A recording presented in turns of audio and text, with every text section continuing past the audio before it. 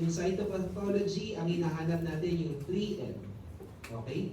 Pero sabi natin, hindi siya specific for herpes. Kasi si varicella, ganun din yung kanyang condition. Treatment, so you can give the following antiviral drugs. Wala pang vaccine against HSV1 or HSV. Next, varicella zoster. After this, varicella, break time. So, the route for your varicella zoster can either upper respiratory tract or conjunctiva. Ibig sabihin ng conjunctiva, meron kang kapatid na may bulutong tubig, naubuhan ka, tumalsik sa mata mo yung ubo niya, so pwede ka, kahit nakamask ka, kung tumalsik sa mata mo, pwede kang mahawa ng bulutong tubig. The incubation period, usually 2 to 3 weeks. Presentation, fever, malaise, centripetal rash. So ano ibig sabihin ng centripetal rash? Saan nagsimula yung rash? Sa periphery, papunta sa gitna. Si centripetal rash, nagsimula sa katawan, papunta sa labas. So that's another differential diagnosis ng mga lesions, kung saan nagsimula. Complication, most common complication of your varicella, pneumonia. Pero most fatal complication is encephalitis. Meron tayong tinatawag na zoster. Okay? So, si zoster is an acute inflammation of the sensory nerve ganglia. It is a sporadic and incapacitating disease of the elderly and immunocompromised patients. It is secondary to the reactivation of latent varicella zoster virus.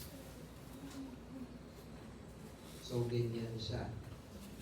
So kapag nag-ER na kayo, nag-OPD na kayo, nakakita kayo ng ganitong lesion, so that's zoster.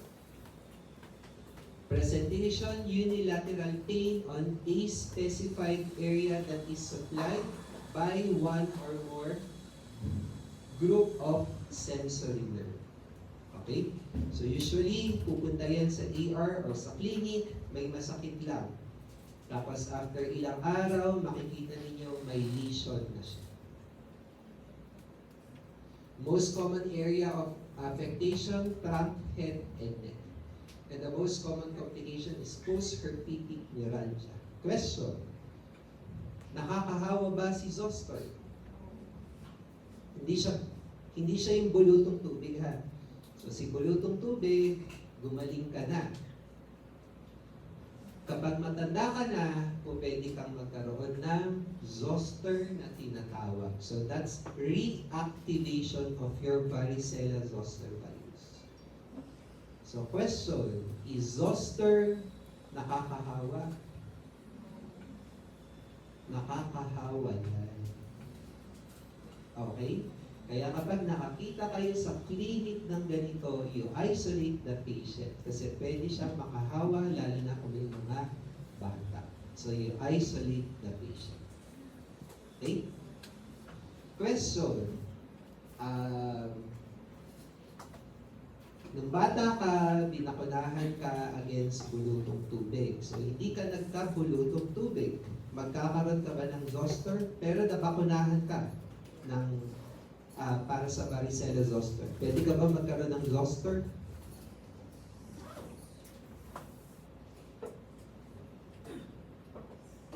Hindi ka nagkabulutong tubig nung bata ka. Binakunahan ka ng bulutong tubig. Para sa bulutong tubig. Pwede ka bang magkaroon ng zoster?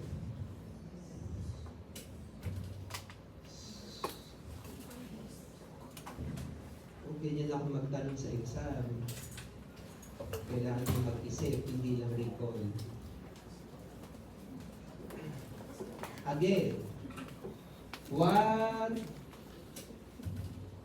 causes your zoster? Reactivation of your latent varicella zoster virus. Kung binakunahan ka, meron ka bang latent varicella zoster virus? Wala. Hindi ka naman nagkaroon ng bulutong eh. Bakuna yung binigay sa'yo. Binigyan ka ng antibodies or binigyan ka ng varicella virus para mag-produce ka ng antibodies. So, hindi ka nagkaroon ng varicella virus para magkaroon ng latency, para magkaroon ng reactivation. Gets nyo? So, kung hindi ka nagkaroon ng bulutong tubig ng bata ka, hindi ka magkakaroon ng zoster. Okay? So, immunity, lifelong immunity. So, pag nagkaroon ka na ng bulutong tubig, hindi ka na magkakaroon ulit ng bulutong tubig. Kung nabakunahan ka na bata ka, pwede ka bang magkabulutong tubig pag tumanda ka? Yes. Why?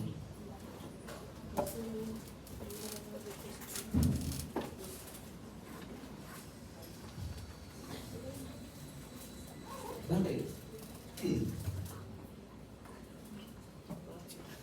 Remember, your antibodies will decline over time. Kaya dapat nagpapa-antibody titer, nagpapa-booster every now and then. Hindi ibig sabihin na binakunahan ka na, okay ka na. So you have your chickenpox vaccine. So the recommendation, pag more than 13 years old, na hindi ka pa nagkakabulutong, 2 doses, 28 days apart. Okay? Sa zoster or shingles na tinatawag, meron ding bakuna. Pero the bakuna for shingles or zoster is recommended only kapag elderly or immunocompromised patients. Kasi sa kanila lang, grabe ang manifestation ng zoster. Kailangan bang i-test if you are suspecting for bulutong tubig? Hindi. So, kailan lang tayo nagtitest for bulutong tubig? Kapag may outbreak sa community, sobrang dami ng may bulutong tubig. Or severe cases. Remember, yung bulutong tubig, hindi naman siya grabe. Kung nagkaroon na kayo ng bulutong tubig, hindi naman siya grabe. Hindi ka dapat ma-hospital, hindi ka dapat mahirapang huminga. Okay? Pero kung ganun yung manifestation mo, kailangan mong i-test. Baka hindi varicella na dinigil mo. Or to determine if suspected vaccine-related adverse events were caused by vaccine strain varicella zoster virus. Anong ibig sabihin nito? Binakunahan ka ng bulutong tubig, nagkaroon ka ng grabing complication. Nagkaroon ka ng myocarditis, nagkaroon ka ng heart failure. So, kailangan mo i-test for varicella zoster. Baka kasi yung bakuna na binigay sa'yo, hindi ka nag-produce ng antibodies. Pero yung bakuna na binigay sa'yo, nabuhay siya sa katawan mo, kaya ka nagkaroon ng severe manifestation. Okay? How do you test? So, direct fluorescent, culture, PCR, or preferred method.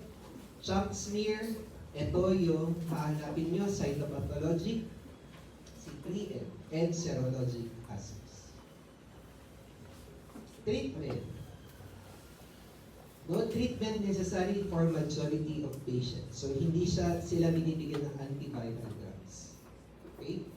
Binibigyan lang babies and immunocompromised patients. Pero the treatment will not prevent reinfection or reactivation.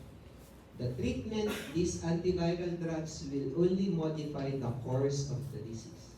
Ibig sabihin, kung halimbawa, usually ang bulutong tubig, 2 to 3 weeks, masu-shorten lang yan ng 7 to 10 days. Pero, magkakaroon ka pa rin ng bulutong tubig, shorten lang yung course. Question? Wala. Sige, break time.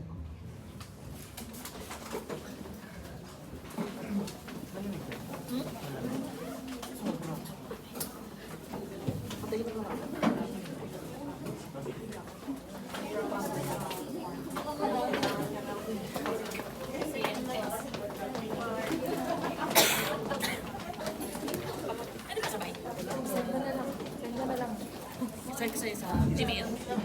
Ay, Kahit sa ano lang, messenger. sa may airdrop. Kasi na-send ko. Mabilis lang daw. Ang sakit.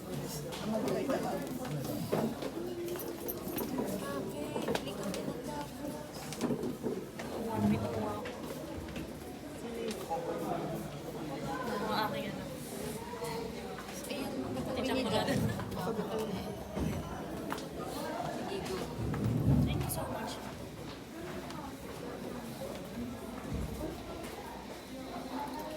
Dalawa? Isa lang natin. Ay, sorry. Vagina at saka ino. Ang gulo. Ang kanina man. Induction. Vagina. Okay, tsaka induction.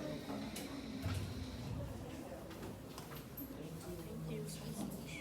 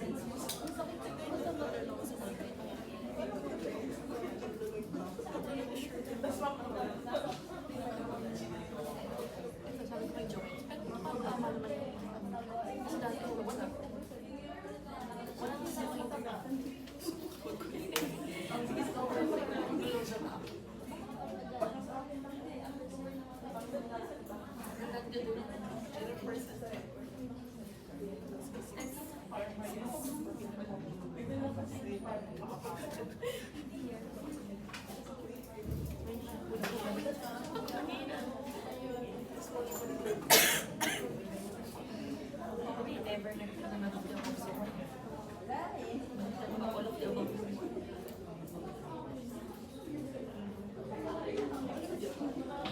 See?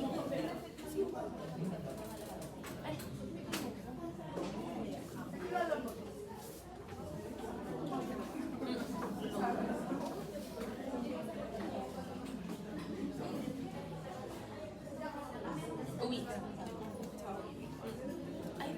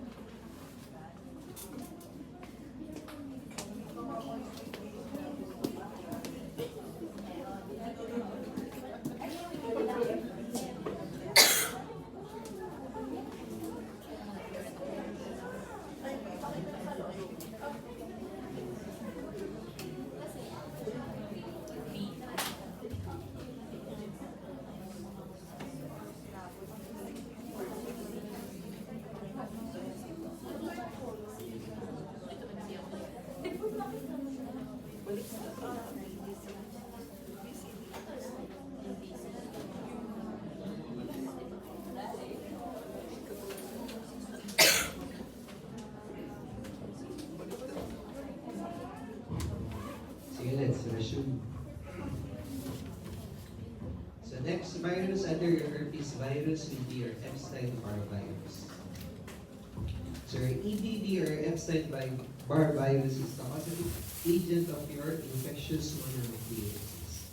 And your EBV is strongly associated with your nasopharyngeal CA, Burkitt's lymphoma, Hodgkin's and non-Hodgkin's lymphoma, and gastric CA.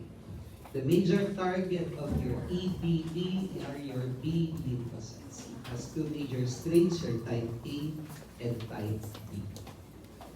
Your EBV virus enters a state of latency.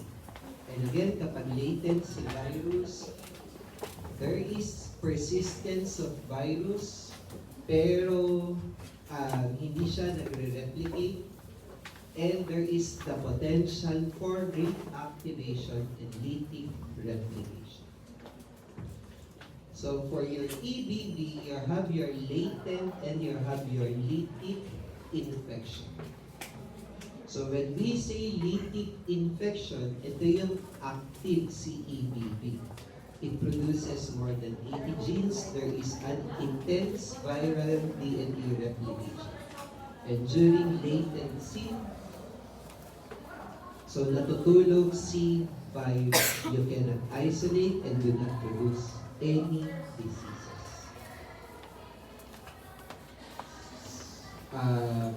For your lytic infection, during lytic infection, these are the different antigens na napoproduce ni EBV.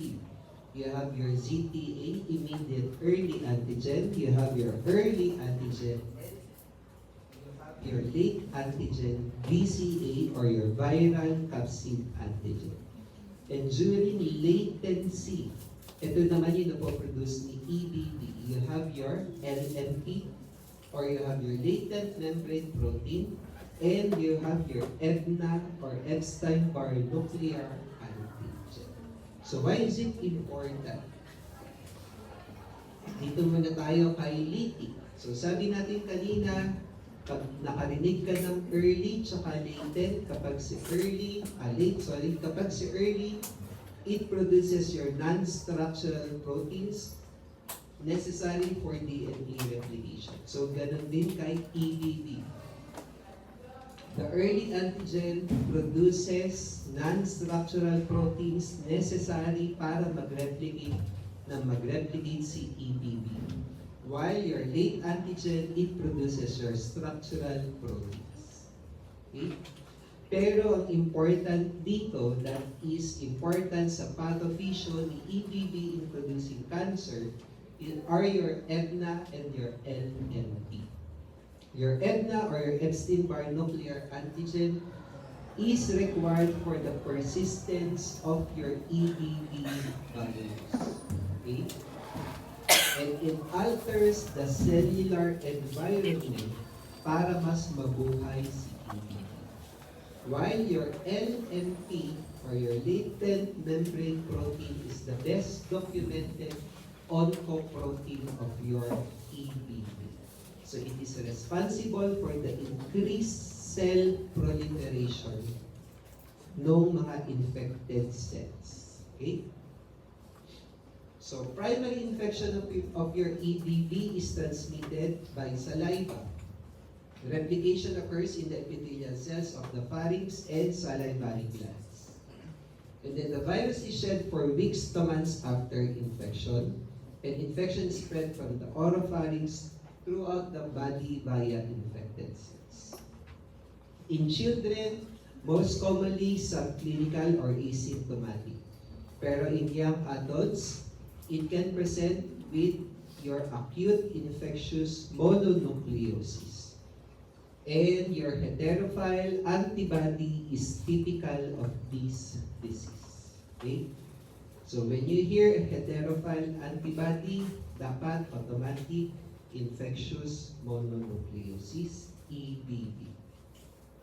Reactivation from latency, usually asymptomatic. And immunosuppression usually reactivates the infection. So what is infectious mononucleosis? The incubation period usually 1 to 2 months and self-limited, usually lasting only for 2 weeks to 1 month. The symptoms, they are non-specific. So, pwedeng masakit lang ang ulo, naglalagnat, pero prominent si lymphadenopathy and splenomegaly. Meron ding sore throat, fatigue, swollen tonsils. So, how do you diagnose your infectious mononucleosis? So, you have your Haglund criteria. So, you have to have the triad of fever, tonsillitis, and lymphadenopathy. Plus, you have to have these criteria. Ano lang to? FYI lang, hindi ko tinanggap. So sabi natin kanina, your EBV is strongly associated with cancer. Okay? So first is your nasopharyngeal cancer. This is due to the antigen produced by your EBV, your EBNA, and LNP. Pero it doesn't mean na kapag nagkaroon ka ng Epstein-Barr virus, ay magkakaroon ka na ng NPC. Still, genetic and environmental factors are important. EBV infection only increases your risk, pero it's not 100% absolute. And this is most commonly seen in Chinese and Southeast Asian males. Okay? So yung Burkitt's lymphoma is a rare but highly aggressive B-cell non-Hodgkin's lymphoma. You have 3 types. Type 1, endemic, and this is due to your malaria and your EBV. And then you have immunodeficient, and you have your sporadic. So ano itsura ni Burkitt's lymphoma? Ang cytopath. So if you know your starry sky pattern, so ganun daw siya. Then you have a distinct cytoplasmic borders giving them a molded appearance. Okay, so starry sky pattern, Burkitt's lymphoma. EBV infections elicit an intense immune response. Kailan natin, sila lang yung mga tinitest natin for EBV, so hindi pa rin lahat. So kapag symptomatic, sure tayo na meron tayong yung patient meron EBV infection, tapos nagkaroon ng cancer, so we have to test for EBV. Mga post-transplant patient, kailangan i-test for EBV because of the medications na binibigay natin for immunosuppression. So the patient will be at risk for reactivation. Or kung mga naggagamot na for EBV to aid us in the decision regarding the treatment. So these are the different tests for your EBV. At pinaka-importante lang dito will be your blood techniques. This is the most highly specific and mostly a confirmatory method. Okay? Your heterophile antibody, although sinabi natin kanina na kapag heterophile antibody, it is associated with infectious mononucleosis, EBV, it is less sensitive and specific kasi hindi lahat nagpo-produce ng heterophile antibody. You can also use culture, PCR, and in situ hybridization. So this is the timeline ng pag-peak and pag-disappear ng mga antigens sa EBV. So first to appear will be your VCA IgM. So dahil siya yung unang lumabas, siya din yung unang mawawala. This is followed by your heterophile antibody. Okay? Kung nag-produce si patient. This is followed by your VCA IgG. So si VCA IgG, hindi siya mawawala. It will be persistent all throughout. And then this will be followed by your early antigen and then mawawala. Ang last na mag-a-appear will be your EBNA IgG and it will be persistent all throughout. Okay? So lahat nawawala except si IgG, tsaka si VCA, tsaka si EBNA IgG. So anong importance nito? So para malaman ninyo if it's an acute or a past infection. So kapag negative si EBNA IgG, that's an acute infection. Pero kapag positive si VCA IgG at EBNA IgG, that's already a past infection. Lahat ng possible results, kung yun ang nakuha ninyo, it's either no infection or indeterminate. So yun lang important. Si VCA IgG at EBNA IgG. No vaccine yet against your EBV. Treatment, you can give acyclovir. So giving acyclovir reduces the shedding in the oropharynx. Pero it will not affect your risk in developing cancer.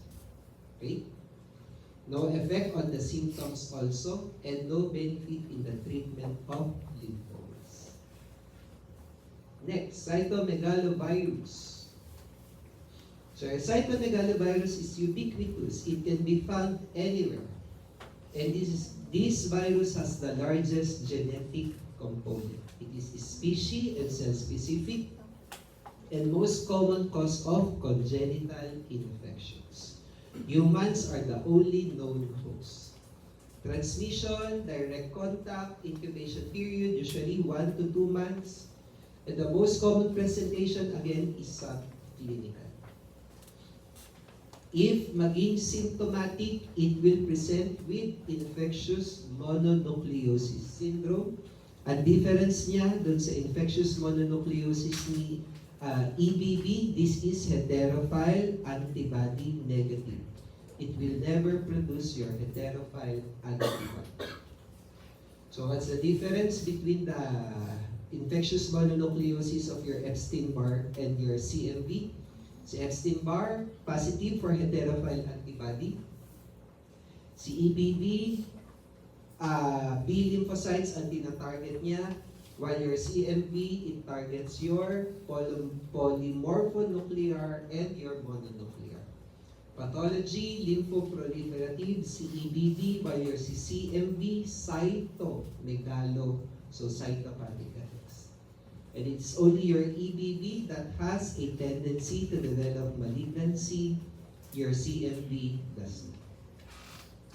Congenital infection, CMV infection, usually occurs 0.2 to 2%.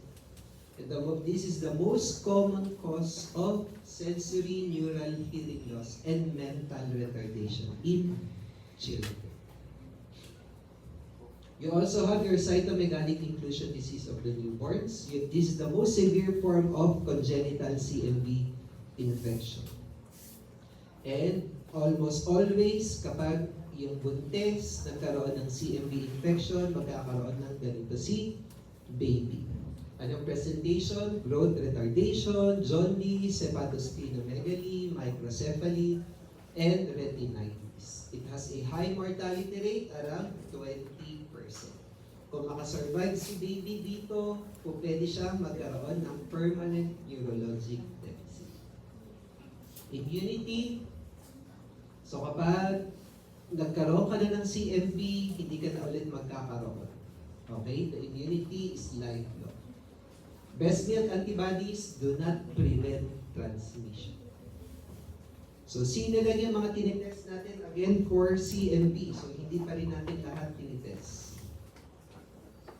Immunocompromised patient, naglalagnat, may hepatitis, may colitis. So, you check for cytomegalovirus. Mga buntis na na-expose sa patient na may CMV to prevent the congenital CMV infection. Mga bagong panganak na merong sensory neural hearing loss. So you check for CMV infection. Mga donors. So kung magdodonate ka ng kidney, kailangan matest ka for CMV. Kasi remember, yung patient na bibigyan ng kidney, magkakaroon ng immunosuppressive therapy. So kung pwedeng mag-reactivate si CMV doon sa pasyente na binigyan mo ng kidney. And immunocompetent patient na akala mo mayroong infectious mononucleosis pero negative for Epstein-Barr virus. Do you test PCR? Huwag na yan. Culture? Huwag na yan. Pare-pare lang yan. Antigen test. Treatment. So usually, we give ganciclovir. Ganciclovir is only being given sa mga immunocompromised patients. So sila lang yung ginagawa. It reduces disease severity, pero again, kung halimbawa, meron ka ng sensory neural hearing loss, hindi niya ma-prevent.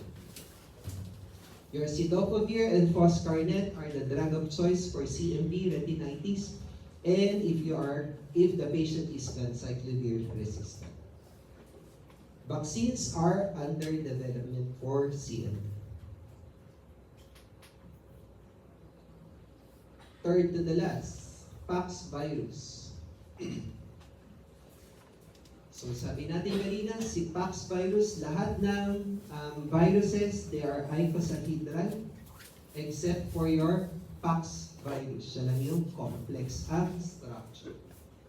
Lahat ng mga diniscuss natin, majority composed of protein and DNA. Si Pox virus, siya lang ang may lipid content. Lahat ng diniscuss natin kanina, DNA replication occurs sa nucleus. Si Pox virus, siya lang yung sa cytoplasm. So these are the different Pox viruses. So ang i-discuss lang natin dito, the variola, the vaccinia, monkeypox, and your molluscum contagiosum. So these are the only Pox viruses that infect humans.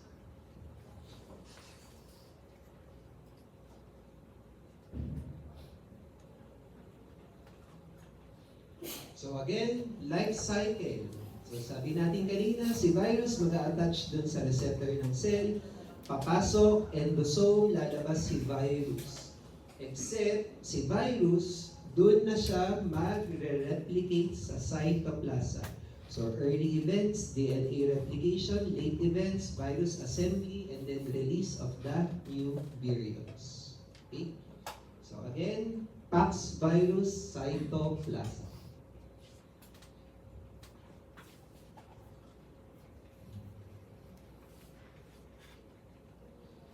So historically, in 1798, Edward Jenner used the live cowpox virus for vaccination. So dati, in 1798, ang ginamit pa ni Edward Jenner who discovered vaccine, ang ginamit niya is the cowpox virus. Okay? And then, in 1967, there was a worldwide campaign for smallpox eradication. And in 1975, doon na-record yung last Asian case ng smallpox sa Bangladesh. And then in 1977, the last natural victim recorded in Somalia. And in the 1980s, smallpox virus was officially declared eliminated. Pero it doesn't mean na eliminated na si smallpox ay wala ng smallpox virus. There is still natural smallpox. So, nandyan yan sa mga forest, nandyan yan sa mga bats, sa mga rats. And nandyan sa mga laboratories ng mga first world countries. Okay? So, what's the difference between your vaccinia and variola virus? These are both smallpox viruses. So your vaccinia is the virus na ginagamit natin for the vaccine, while your variola is the disease virus. Ito yung nagkukos ng sakit. The vaccinia does not cause smallpox, and variola, hindi siya pwedeng gamitin para sa vaccine. Okay? Vaccinia spreads by direct contact, and your variola spreads by direct contact in aerosol. Infection with vaccinia induces immunity, while infection with variola can be fatal. So pareho silang virus. Okay? Portal of entry, mucous membrane of the upper respiratory tract. So ano nangyayari? So there will be primary multiplication in the lymphoid tissues, and then there will be transient viremia and infection of the RBCs. Secondary multiplication in the reticular endothelial cells, and then there will be secondary viremia and clinical disease. What's the timeline? So usually the incubation period is 1 to 2 weeks. Okay? And then after, there will be prodrome of symptoms. So non-specific signs and symptoms, lagnat, myalgia, arthralgia. So during this period, very rare pa makahawa si patient. Okay? Rare. So rare is different from none. Okay? Once na magkaroon na ng rash si patient, doon na siya nakakahawa. So once na may rash na si patient, extremely contagious si patient. So bakit madaling makahawa si smallpox? Because the first lesions do not appear externally. Hindi nakikita. The first lesions usually occur sa oropharynx. So hindi nakikita, meron na palang rash si patient for smallpox. So basta may rash, nakakahawa, so nakahawa na siya. Kaya highly contagious si smallpox. Okay? And then, the early rash will develop into pustular rash, and then scabbing, and then magre-resolve kung mabubuhay si patient. Pero usually, death occurs 2 to 3 weeks after the infection. So this is an example of the development of the rash of your smallpox. So from papules, naging pustule, and then scab.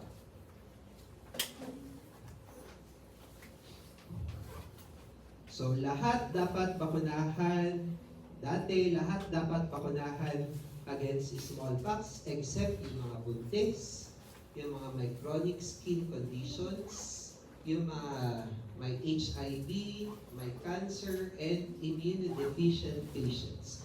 Not unless they are exposed to the virus. So kung na-expose sila, the benefit outweighs the risk. Wait lang.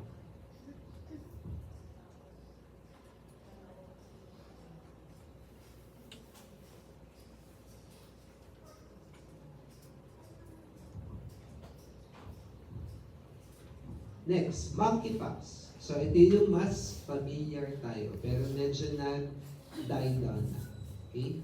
So ito, dati-dating lecture pass, walang update sa monkeypox. So ibig sabihin, wala nang new transmission ng monkeypox sa Philippines. Pero if you're going to look, there is still continuous transmission globally, most commonly sa Africa. Okay? So your monkeypox is first recognized in monkeys in the 1958. It usually affects rodents and monkeys. Sila yung primary talaga. Pero during the early 1970s, there were human infections of your monkeypox. Incubation period, usually 5 to 21 days, and the common symptoms is skin rash or mucosal lesions accompanied by non-specific signs and symptoms. So the skin rash develops 1 to 2 days after the onset of fever. So maglalagnat muna bago magkakaroon ng lesion. And then the rash first appears on the face, hands, and or feet, and then to the other parts of the body. So the distribution is centripetal or centrifugal. Centripetal. Okay? So nagsimula sa hands, feet, papunta sa katawan. Okay? Unlike kay smallpox, nagsisimula sa oropharynx, center, peripheral. So yun ay centrifugal. Smallpox, centrifugal. Monkeypox, centripetal. So same lang sila, the flat spots, papule, magiging pustule, magiging blister, and then scab. Paano nahahawa with monkeypox? Usually direct contact doon sa rash, or doon sa scab, or doon sa body fluid noong pasyente na may smallpox. Extended close contact, usually defined more than 4 hours na magkasama ka dun sa pasyenteng may monkeypox. And this includes sexual contact. Fomites, yung hinigaan ng pasyente na may monkeypox, hinigaan mo din, pwede kang mahawa. How do you test for your monkeypox? PCR. Treatment, anong dapat gamot sa monkeypox? Supportive care. Okay? Walang gamot, kundi supportive care. Monkeypox is not fatal. Hindi siya nakamamatay katulad ni smallpox. Aesthetically debilitating lang siya kasi pangit yung scars. Okay? Is there a vaccine for monkeypox? Yes. Kaya nga nung dumadami yung monkeypox dito, ang daming sabi, bakit wala pa tayong bakuna? Later on, I will explain. So there are only 2 vaccines for monkeypox. You have your ACAM and you have your Jynneos. Anong difference nila? Si ACAM contains a replication-competent vaccinia virus. Ibig sabihin ng replication-competent, yung vaccinia virus, pwede siyang mabuhay, pwede siyang mag-replicate. Compared kay Jynneos, it is the replication-deficient modified vaccinia Ankara virus. Take. So si ACAM may take. Si Jynneos, walang take. Anong ibig sabihin ng take? Kapag binakunahan ka ng ACAM, dapat yung bakuna mag-take. Ibig sabihin ng take, magkakaroon ka ng blister formation. Pag hindi ka nagkaroon ng blister formation, hindi effective si bakuna. So kay ACAM, dapat magkaroon ka ng blister formation. Kay Gineos, wala. Kay ACAM, inadvertent inoculation and auto-inoculation po pwede. Kay Gineos, wala. Risk for serious events, kay ACAM, mas mataas compared kay Gineos. Okay? How do you administer your ACAM? Percutaneously by multiple puncture. Kay Gineos, subcutaneously in 2 doses. Paano yung percutaneously by multiple puncture? So, ganito yung pagbakuna nila ng smallpox dati. Pareho. So, you have a single needle. Kukunin mo yung vaccine, i-dip mo yung needle doon, and then, you puncture multiple. Para kang nagpatato kay wangkon. Kaya magkakaroon dapat ng tape. Magdi-blister yung binakunahan na yun. Okay? Si Gineos, parang the usual vaccine. Okay? Hindi ko alam ba't may tanong na white na. Pero pala, nauna na naman ako. So, ito si Gineos, yung pagbakuna, the usual. Kay ACAM, yan, ganyan. So, needle, multiple puncture na malalalim. Question. So, do we have a smallpox vaccine now or wala? Is smallpox vaccine recommended for everyone or hindi?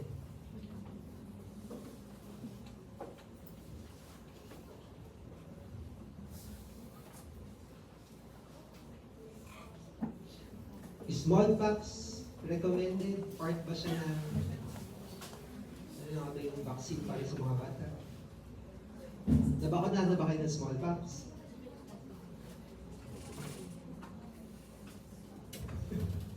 Sino nabakunahan ng smallpox? Nabakunahan kayo ng smallpox? Wala? Wala nabakunahan ng smallpox dito?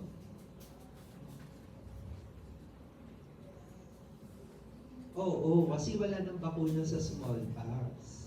Because smallpox is already eradicated. Kaya wala nang bakuna. Kaya hindi na siya kasama sa EPI ba yun? Yung sa PDA? Tama ba? Enhanced program. Yun. Basta yung recommended na vaccines. Wala na kayong makikita na dapat at age ganito na bakunahan sa smallpox. So it's not recommended for everyone anymore. Kasi eradicated na si smallpox. Okay? There is still a vaccine for smallpox, pero hindi na siya recommended for everyone. Ano yung vaccine for smallpox? Ito. This is intended for smallpox.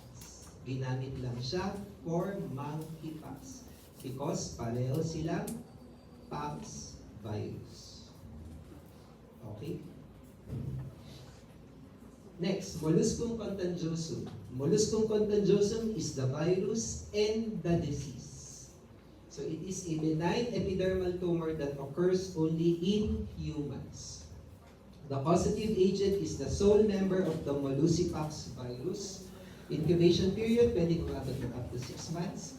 And diagnosis, usually clinical. Once na makakita ka ng lesion na ganito, mareremember mo na siya.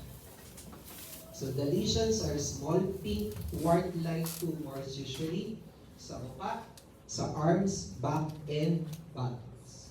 Hindi siya nakikita sa mucous membranes and sa kalat and talampakan. Makati siya yung lesion, kaya po pwede kang magkaroon ng auto-inoculation. Ibig sabihin, una, isa lang, tapos dahil makati, kamot ka ng kamot, dadami siya ng dadami. Okay? Treatment. Wala ding gamot for molluscpox, molluscum contagiosum. Except, yung mga may chronic skin conditions. Kasi alam natin, makati, Kung panay ang kamot ni pasyente, magkakaroon ng auto-inoculation, dadami ng dadami, sumulo si Pops. Or there is a severe genital infection, mga immunocompromised patients, or there is a disseminated disease. Yung tao, tinubuan na ng molluscum contagiosum. So how do you treat? Usually, you give, you drop cantarity. So, para siyang serum, ipapatak mo siya doon sa lesion. Or you can give, you can do cryosurgery, curettage, laser. Before, nung residente pa ako dito, ang ginagamit sa Derma Clinic is your ubiquinol cream or your podophyrotoxin. Hindi ko lang alam kung yan pa rin yung ginagamit nila. Okay? Second to the last virus, papilloma virus. So again, it is icosahedral, majority composed of protein. Replication occurs in the nucleus.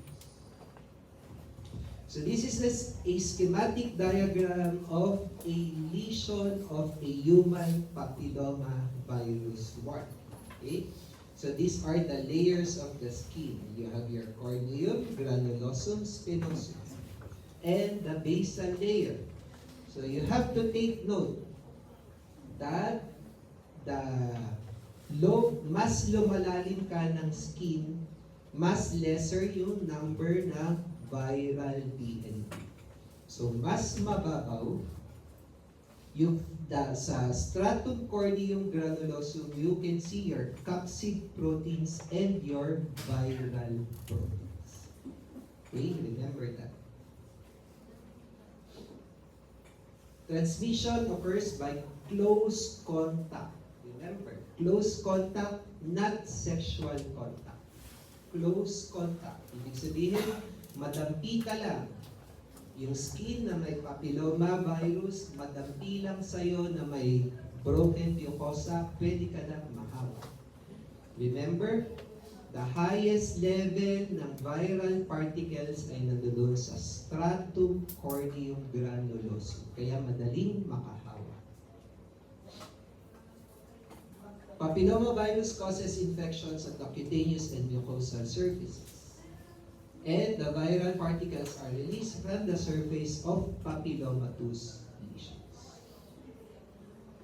HPV genital infections are the most common viral infection of the reproductive tract. And the peak incidence usually adolescents and young adults younger than 25 years old. Over 99% of cervical cancer cases and 80% of anal cancer are caused by HPV. So you have different types of HPV. You have your mucosal high risk and mucosal low risk. So mucosal high risk, it includes your 16 and 18. Your HPV type 16 and 18, they are the most common cause of your cervical squamous cell, CA, cervical adenocarcinoma, and oropharyngeal CA. When you say mucosal low risk, they rarely cause cancer. Pero most commonly, they are attributed to benign genital lesions.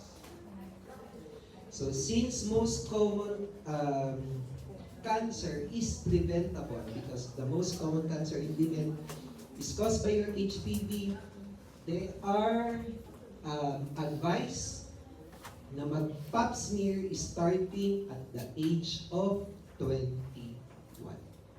Okay? There is a vaccine against HPV. So recommended vaccine, children ages 11 to 12, 2 doses, 6 to 12 months apart. And kung hindi ka na bakunahan, up to age of 26, pwede kang magpa-bakuna if you are not fully vaccinated. However, if you are more than 26 years old, it is not recommended anymore. Why?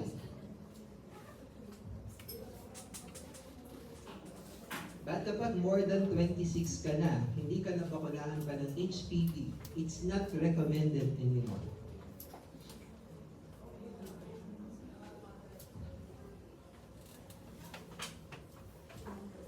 And also, take note ha, hindi nakalagay dito na female. So it is recommended for male and female. So bakit pag age 26, hindi na siya recommended?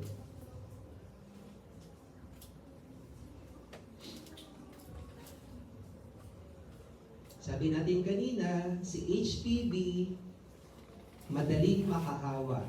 Madikit ka lang, doon sa mucosal surface ng papillomatous lesion, pwede ka nang mahawa.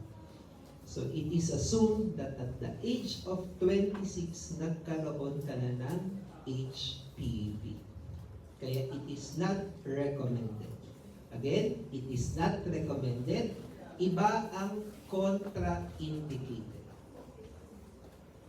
So, ibig sabihin, pag contraindicated, bawal na siyang ibigay. Pero kapag not recommended, pwedeng hindi na siya ibigay. Pero pwede pa din ibigay basta magpapakonsult kayo sa inyong OBGYN to balance the benefit and the risk. Kasi baka wala na palang benefit na mabigay sa'yo, magpapabaksin ka pa. Mahal ang HPV vaccine. Okay? Last, pinakawalang kwentang virus, the polyomavirus. So your polyomavirus is icosahedral, composed of DNA and protein. Yan lang. So ito lang yung importance sa polyoma. You have your non-human polyomaviruses and human polyomaviruses. For the non-human polyomaviruses, you have your murine A virus and your SV40, hindi SV90. So SV40. For the human polyomaviruses, they are named after the patient kung saan sila unang na-discover or sa institute na naka-discover. Like kay BK. Si BK is Brennan Cron. So sa kanya, pinangalan si BK virus. Si Brennan Cron is a Sudanese renal transplant patient na nagkaroon ng renal problem because of the BK virus. Si John Cunningham naman, sa kanya si JC virus, so nagkaroon naman siya ng neurologic problem. And then the rest. So ito yung mga important signs. So si BK virus, Brennan Cron, sabi natin kanina, hindi nyo mabasa kasi maliwanag dito. So lahat to, they are asymptomatic in immunocompetent patients. Pero kapag immunocompromised patients, nagiging invasive sila. Okay? So si Brennan Cron, si BK, ano yung sabi natin kanina? Renal transplant. So kapag naging symptomatic ka, it will present with cystitis or nephritis, kidney problem. Si JC virus, sabi natin kanina, pinangalan sa isang pasyente may neurologic problem. So, ganun din siya. So, presentation is progressive multifocal leukoencephalopathy or PML. Si SV40, wala siyang ginagawang sakit, pero usually ginagamit siya kasi siya ay virus, madali siya makapasok sa cell. So, yun yung premise nila. Kaya, ginamit siya to deliver drugs. Okay? So, dati ginagamit siya to deliver drugs para mas mabilis makapasok sa cell. Kaya lang, yung iba kasi sinasabi, it has the potential to cause disease. Kasi nga, virus pa rin siya. Pero up until now, wala pa namang proven or recorded na disease caused by your SV40. Okay? Treatment, usually supportive. So dahil commonly nakikita sila sa mga transplant patients, ang ginagawa, you decrease the dose of the immunosuppressive drugs para tumaas ulit yung immune system ng patient para ma-clear out yung virus. Okay? Kung kailangan talaga ng treatment, you can give the following medications. Question? So that's all. Thank you for listening. Wala question? Wala question? Wala. Sige.